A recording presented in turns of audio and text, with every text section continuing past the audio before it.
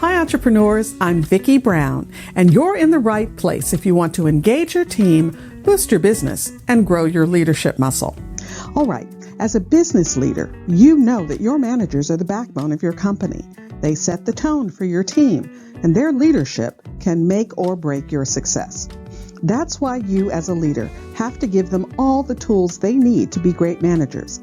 Well, in today's episode, we have an excerpt from our manager training course, Lead Like a Boss. And this one's all about performance management systems and how you can use them to get the best from your team.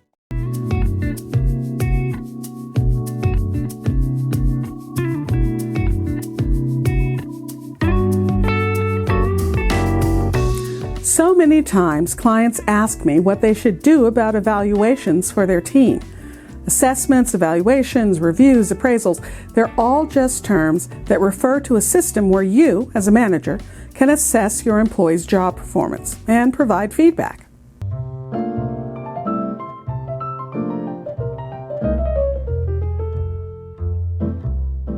There are several popular employee performance management systems, and each has its own set of strengths and weaknesses. First up, goal setting.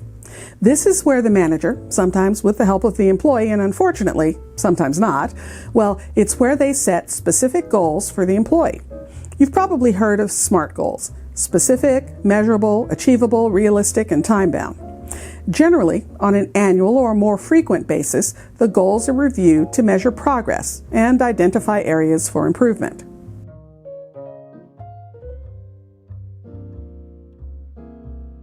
Now, in many traditional performance management systems, goal setting goes hand in hand with the employee self-assessment. In the self-assessment, the employee assesses their own performance. When they go through this piece, it prods them to reflect on their strengths, weaknesses, and where they have opportunities for improvement.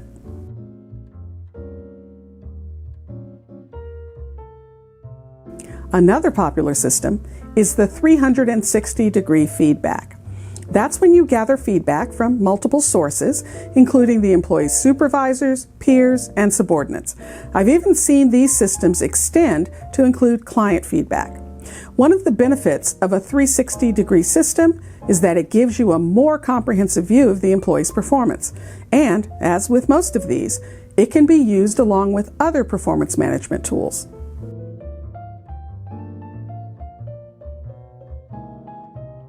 Next up, continuous performance management.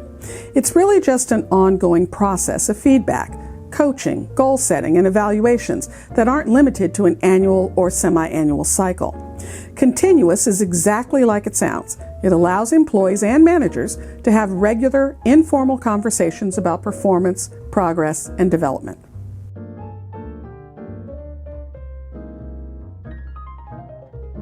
And finally, there's the balanced scorecard. Now, the best way to describe the balanced scorecard is it measures performance across multiple dimensions. Generally, it's organized around financial, customer, internal process, and learning and growth. Now, the methodology of the balanced scorecard is way too extensive for me to review in one lesson, but here's a very simplified explanation. Imagine you're a high school student and you're trying to improve your grades.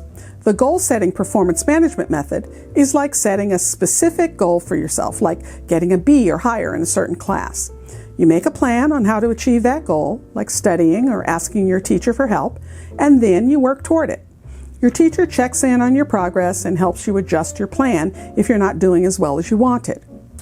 In the balanced scorecard method, on the other hand, it's like getting a report card that shows your grades in all of your classes, not just one. It also includes other important things like how well you're doing in sports, music, or volunteering. Your teacher and counselor look at your report card and see how you're doing in all areas, not just one. They help you make a plan to improve your grades, but also to improve in other areas that are important to you. So the balanced scorecard method is like looking at the big picture, at all areas that are important to the company, and how the employee stacks up against their individual goals under each area.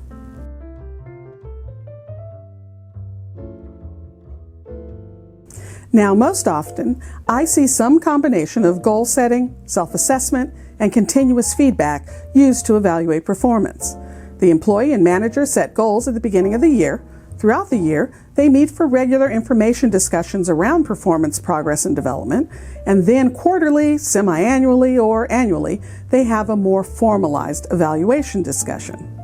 But no matter what form your reviews take, be sure to do them. Listen, I know we've all been in the situation where we want to terminate an employee for poor performance. And of course, the first question from HR or legal counsel is, where's the documentation? And while it's true, appraisals aren't the only tool used in improving or correcting an employee's performance, they are a very important one. And be sure to keep the legal side of the appraisal process in mind as well. In fact, here's a list of action items you should keep top of mind. Clearly communicate your performance standards and expectations. Give feedback in a timely manner. Give the person a chance to correct their poor performance. Don't be inconsistent in measuring performance from one employee to another or hold people to different standards. Stay objective when you're dealing with performance. Don't let your emotion come into play. After all, you're the manager and you have to set the tone. You know, the purpose of any assessment is to help your team members grow their skills and their contribution to the team. So when you help them identify areas for development and set SMART goals, well, that goes a long way in setting them up for success. And remember, what isn't measured isn't managed. This is just one lesson of a full course on how to be an effective manager, how to coach and counsel your team, the art of delegation, time management, leadership versus management, and all the things. It's just the thing to get your new and established managers on the right track. And who knows, you might find it valuable too. Just use the link in the description to get your managers enrolled. If you found this information helpful, please subscribe and share. And remember, your inspired leadership is the secret sauce to having a high-performance team and a wildly successful business you'll love.